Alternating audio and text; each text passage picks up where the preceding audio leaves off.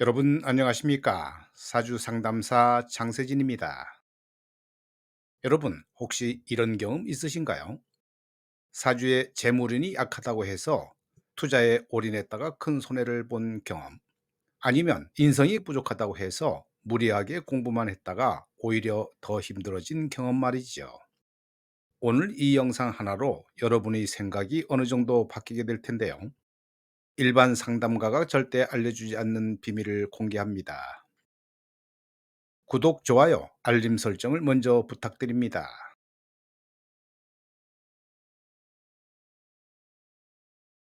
내 사주팔자를 볼 때 가장 중요한 것 중 하나는 내가 타고난 것과 타고나지 않은 것을 정확히 구분해야 하는 것이죠.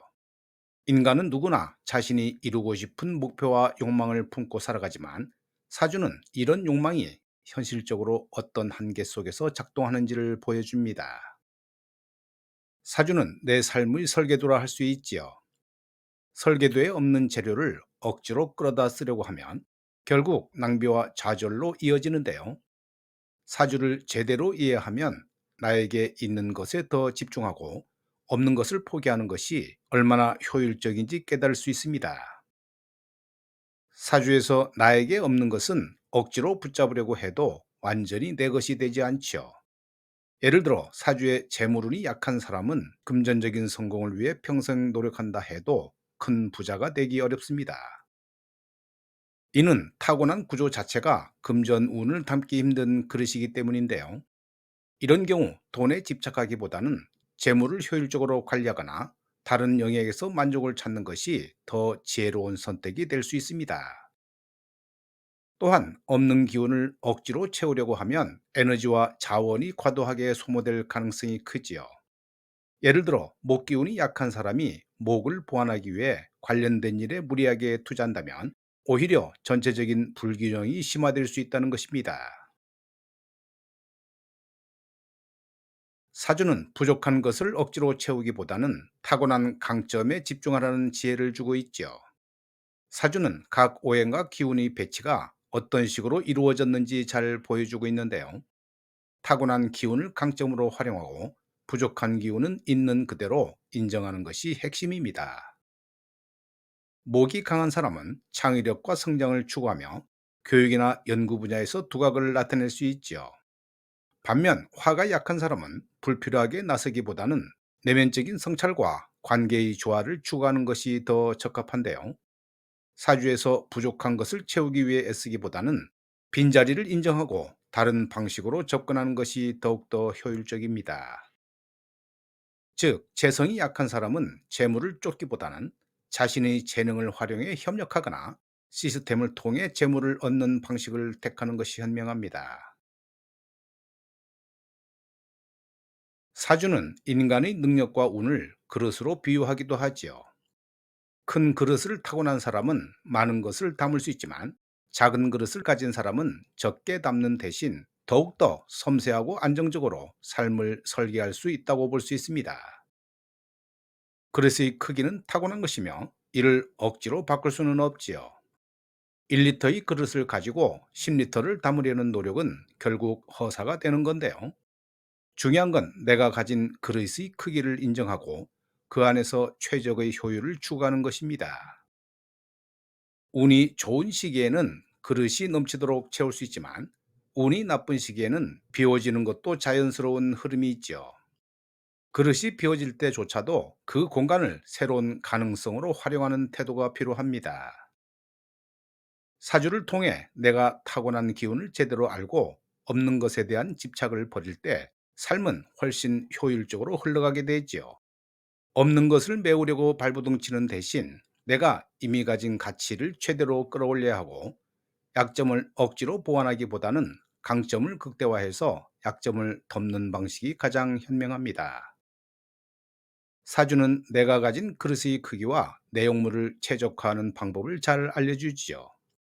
결핍에 매달리기보다는 내가 가진 강점에 맞춰 살아가는 것이 더욱더 풍요롭고 만족스러운 삶을 위한 길임을 잊지 말아야 합니다.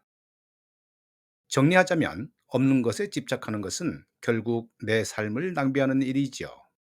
타고난 그릇과 기운에 맞춰 살아가는 사람만이 사주의 진정한 지혜를 깨닫고 삶을 주체적으로 설계할 수 있습니다.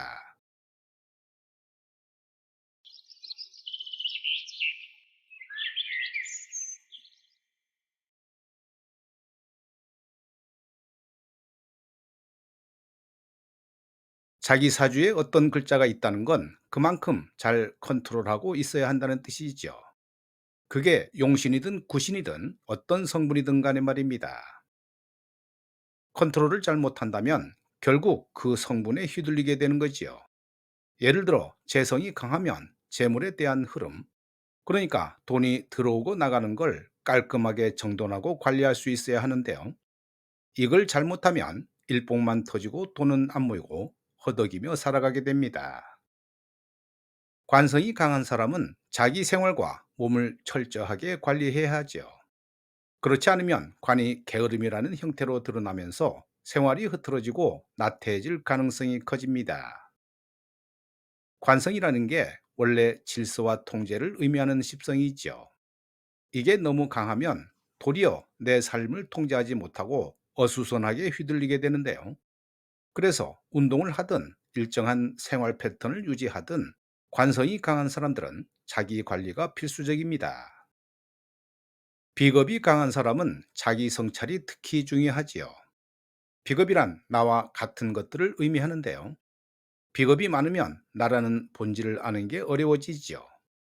이 사람들은 이미지를 하나 정해놓고 그걸로 다른 사람을 비춰보면서 그게 자기라고 생각하는 경향이 있습니다.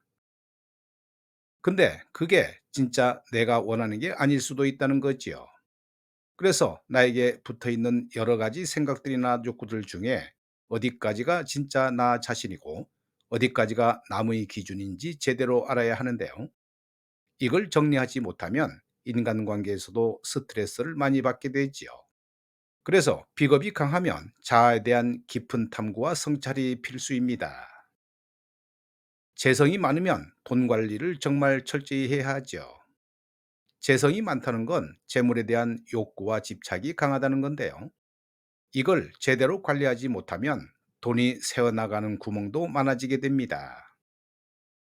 재성이 강한 사람들 중에 잘 사는 사람들을 보면 집안이 정말 깨끗하고 필요한 물건만 딱딱 정리되어 있는 경우가 많지요. 이는 재물이 집착이 정돈과 깔끔함으로 이어지는 건데요. 쓸데없는 물건 사지 말고 항상 돈의 흐름을 관리하는 습성을 가져야 합니다. 식신이 강한 사람들은 자기가 빠져 있는 분야를 단순한 취미로 끝내지 말고 전문성으로 살려야 하지요. 식신이라는 건 뭔가를 창조하고 생산하는 힘인데 이게 중독의 형태로만 남아 있으면 그냥 즐기는데 그치고 마는데요. 이렇게 되면 작게 살다가 끝나게 되는 겁니다. 식신이 강한 사람은 그 중독을 자기만의 전문성으로 승화시키는 게 중요하지요. 예를 들어 게임을 좋아한다면 단순히 게임을 하는 걸로 끝내지 말고 게임 관련 콘텐츠를 창작하거나 게임과 관련된 전문 지식을 쌓아 나가는 방식으로 발전을 시켜야 한다는 겁니다. 인성이 강한 사람들은 경제적이거나 정신적으로 독립하는 게 중요하지요. 부모나 형제자매로부터 독립하지 못하고 계속 얽매여 있다 보면 결국 자기 자신을 잃게 됩니다. 인성이라는 건 원래 나를 도와주는 힘이긴 하지만 이게 너무 많으면 오히려 나를 올가매는 족쇄가 되기도 하지요. 그래서 인성 다자들은 빨리 독립하는 게 본인 인생에서 중요한 포인트인데요. 경제적으로도 독립하고 정신적으로도 다른 사람에게 의존하지 않는 법을 배워야 합니다. 즉, 나에게 있는 성분들을 컨트롤하지 못하면 결국 그 성분에게 제대로 휘둘린다는 뜻이죠. 휘둘린다는 건 인생에 문제가 일어난다는 말이 됩니다. 오늘 영상은 여기까지고요. 저는 다음 영상에서 찾아뵙겠습니다.